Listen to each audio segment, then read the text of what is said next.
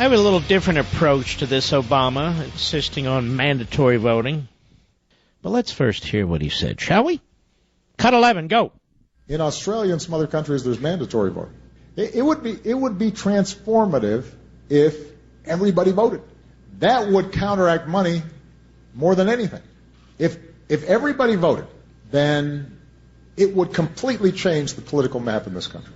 Because the people who tend not to vote are young, they're lower income, they're skewed more heavily towards immigrant groups and minority groups. So let's stop. So in other words, first of all, he's supporting this not out of good government motivations, because he thinks everybody should participate. He's supporting this because he believes it'll help his party. That's all. That's simple. And because certain people that he believes who are within the Democrat constituency won't voluntarily vote, they should be compelled by the government to vote. So this is Obama, this is tyranny, this is totalitarianism. Oh, but they do it in Australia. Oh, well, they also do it in North Korea. Didn't mention that. He's given this a lot of thought. He thinks a lot about how to destroy the country and empower himself. Go ahead.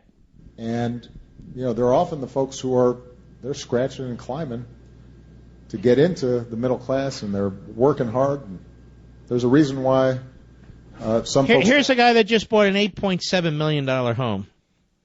I don't know that he's ever had a job where he got dirt under his fingernails. And so here, once again, he's using the American people to advance an alien objective, to import a foreign mindset, a foreign policy, not because he gives a damn about any of the people he's talking about, because this is all about growing government and growing the Democrat Party. That's it. On the backs of the people. Go ahead. Away from the polls, we should want to get them into the polls. So that may end up being a better strategy in the short term.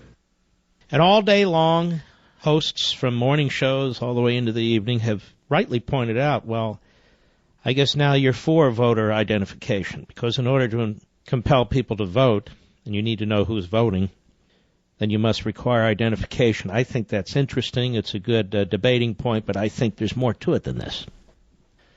And I would ask you this. If Obama rejects elections that don't turn out the way he wants, what's the difference who votes and how many people vote? We had an election in 2014. He may not like the outcome because he doesn't think everybody voted.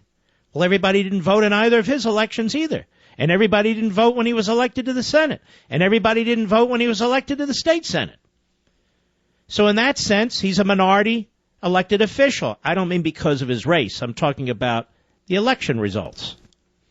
So he's illegitimate. If this Congress is illegitimate because everybody didn't vote, then he's illegitimate because in both of his elections, everybody didn't vote. But his desire here is not good government. His desire here is not the franchise. His desire here is to grow government, the welfare state, his party even more, because he just said it. Moreover, if it is racist for Netanyahu, as I've said now for several days, to point out that Obama's surrogates and the left in Israel were specifically targeting Arabs to get them to vote, but it's racist for Netanyahu to point it out and to tell his base to get out to vote. Let me ask you something. When Obama talks like this, is this not racist? Is this not stereotypical? You folks out there, everybody's folks. You folks out there, he's so folksy, Obama. The poor, those people trying to claw their way into the middle class. It's hilarious, like he's not president. They're clawing their way because of him. They're clawing out from under his spending and his borrowing and his Obamacare and all the rest of the crap.